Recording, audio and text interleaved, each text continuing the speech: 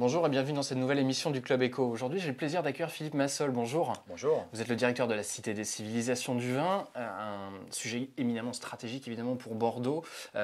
Quelques chiffres peut-être, histoire de rappeler un petit peu le contexte. La Cité des civilisations du vin, c'est à peu près combien de visiteurs?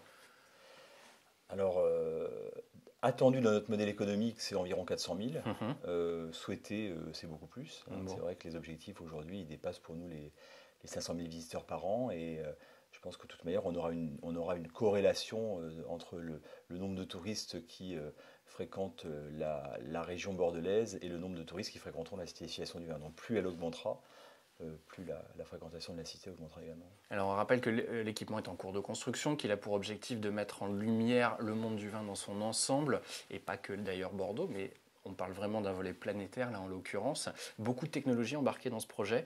On peut faire un petit point sur le chantier, où en est-on aujourd'hui? Bien sûr, donc en termes de construction aujourd'hui, donc en fin d'année 2014, la partie, je dirais, gros œuvre du bâtiment a été terminée. Donc quand on passe aujourd'hui près du chantier, la partie béton est terminée et elle est à son plus haut niveau. On démarrait avant la fin de l'année la pose de la charpente, qui sera terminée aux alentours du mois de mai 2015. Vont commencer à partir d'avril-mai à s'installer toutes les plaques qui vont recouvrir progressivement et composer la façade finale, donc composée de verre et d'aluminium. Et puis depuis maintenant la fin de l'année, tous les lots de seconde œuvre ont commencé à investir la cité sur les différents étages, et ce qui fait qu'on va passer maintenant à une centaine de personnes qui tous les jours travailleront dans ce bâtiment. Aujourd'hui, il y a un planning qui est respecté par les entreprises. L'année qui va arriver va être une année compliquée, parce qu'effectivement, des dizaines d'entreprises vont travailler ensemble sur le chantier. On a dit depuis le début que le chantier était compliqué parce que l'architecture était compliquée.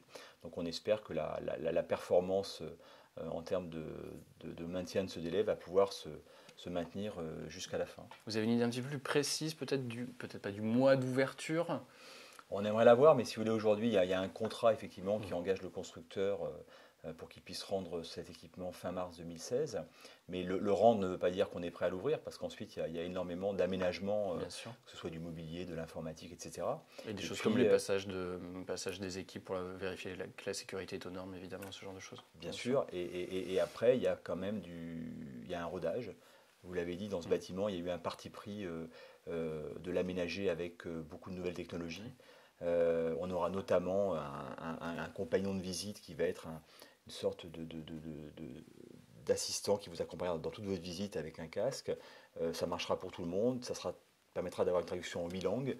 Ça veut dire que sans ça, on aura un accès relativement dégradé. Ça veut dire que ça, il faut que ce soit parfait. Donc il y aura plusieurs mois, c'est clair, après la livraison finale du bâtiment. Plutôt fin d'année, donc. Non, je pense pas. Aujourd'hui, nous, l'objectif, c'est plutôt de maintenir une ouverture avant l'été. Ça serait l'idéal. Ça va être compliqué, mais c'est l'objectif. Mais c'est tenable. Bon, très bien. Alors, le gros événement de ces derniers jours, c'est la fondation, puisqu'il y a une fondation qui est donc appelée à soutenir cette Cité des civilisations du vin. Elle a été reconnue d'utilité publique. On était en décembre à ce moment-là.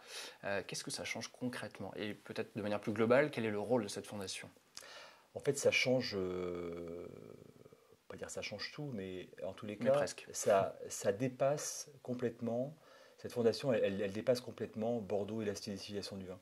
C'est-à-dire que quand il y a 3 ans, on rencontre le ministère de l'économie et des finances pour leur parler de notre projet, pour les persuader que ce projet, effectivement, il est éminemment culturel, donc il est d'intérêt général, et donc on va pouvoir demander à des mécènes de nous aider pour le financer, et qu'ils l'acceptent. On fait déjà un premier pas dans un pays en France où on est plutôt enclin à tirer à boulet rouge sur le vin. Donc déjà, un premier pas positif. Quand on les voit, par contre, ils nous expliquent que cet accord, donc, qui est en fin de compte remis sous la forme d'un rescrit fiscal, a des conditions, et que dans les conditions, il faudra effectivement que l'exploitation de la cité soit réellement à but non lucratif, et que, compte tenu du système juridique français, entre l'association, le fonds de notation et la fondation, il nous encourage vivement à créer une fondation reconnue d'utilité publique. En France, le sujet n'était pas évident.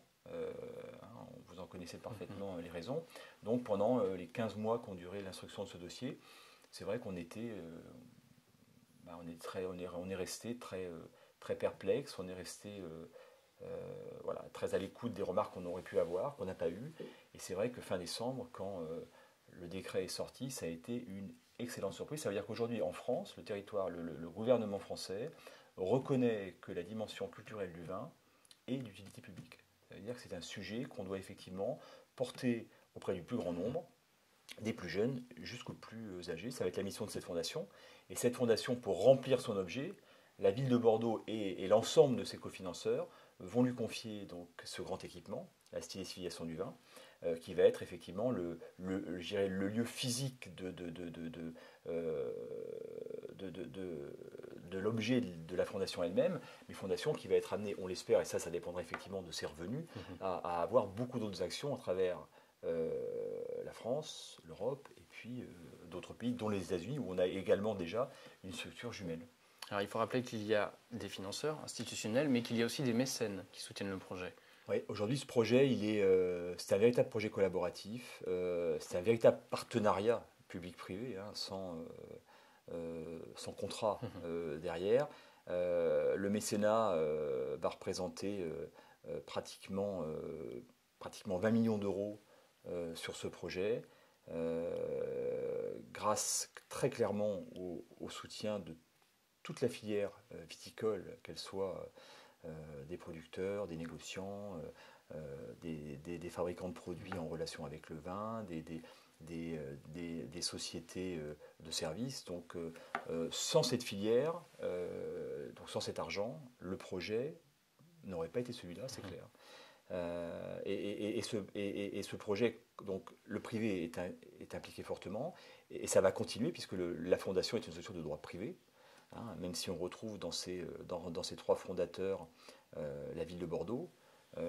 Ensuite, il y a le CIVB et le Crédit Agricole d'Aquitaine. Hein, donc ça reste du droit privé, et ça veut dire que c'est à nouveau effectivement ces mécènes que l'on va solliciter pour, à nos côtés, notamment financer la politique culturelle de la stylisation du vin. D'accord. Pour terminer, j'aimerais qu'on parle de l'écosystème qui est en train de voir le jour autour de l'équipement. Le Radisson va ouvrir un hôtel plutôt luxueux, plutôt spacieux visiblement. L'annonce date d'il y a quelques semaines. C'est une des premières pierres, on va dire, de cet écosystème. Quels sont vos objectifs et notamment où on est, est-ce que vous avez quelques nouvelles du projet d'hôtel de luxe qui devrait voir le jour si tout va bien, qui est un sujet porté par BMA, avec toute une volée mise en avant également des produits locaux du Sud-Ouest. Alors l'écosystème, il va être fondamental. Il y a 4 ans et demi, quand Alain Juppé décide de cette implantation-là, plutôt que d'autres possibilités qu'on avait évoquées, on avait effectivement mis en avant le risque que ce quartier devienne un quartier d'habitation. Et dans ces cas-là, la cité aurait été un peu perdue au milieu de logement. Donc il était extrêmement important que ce nouveau quartier qui va émerger à Bordeaux ait réellement un positionnement culturel et touristique. Aujourd'hui, le Radisson en est un très bel exemple. Le musée, le futur musée de la marine de M. Fradin en est un autre. Le devenir de la base sous-marine en est un troisième. Le projet de complexe de cinéma un quatrième. Et puis, le site qui jouxte le nôtre, effectivement, qui devrait porter un hôtel, 150 chambres, une halle, effectivement, de 3000 m² avec des restaurants, des bars et des boutiques, dont le concept est toujours axé plutôt sur cette thématique du Sud-Ouest. 10 000 m² de bureaux, et puis les parkings, à la fois les parkings de ce complexe, mais également la stylisation du vin. Donc on voit bien que autour de la plateforme portuaire se dessine un véritable complexe touristico-culturel qui était essentiel parce qu'on ne peut pas vivre isolé. Donc aujourd'hui, grâce à ça, je suis convaincu que dans les mois à venir, les années à venir, ce sont d'autres restaurants, d'autres boutiques, d'autres lieux culturels qui vont ouvrir. Juste à côté de nous, il y a les Vivres de l'Art qui sont également un lieu où il se passe beaucoup de choses. Donc la mayonnaise pour moi est prise. La mayonnaise est prise. Ce qu'il faut maintenant, c'est qu'on ait l'occasion effectivement de réellement faire vivre cet écosystème, de nous rencontrer, de discuter, et puis de l'étendre et de le rendre le plus performant possible. Eh bien, merci beaucoup Philippe Massol d'avoir participé à cette émission. Merci à vous de nous avoir écoutés. À très vite pour le Club Éco. Bonne journée. Au revoir.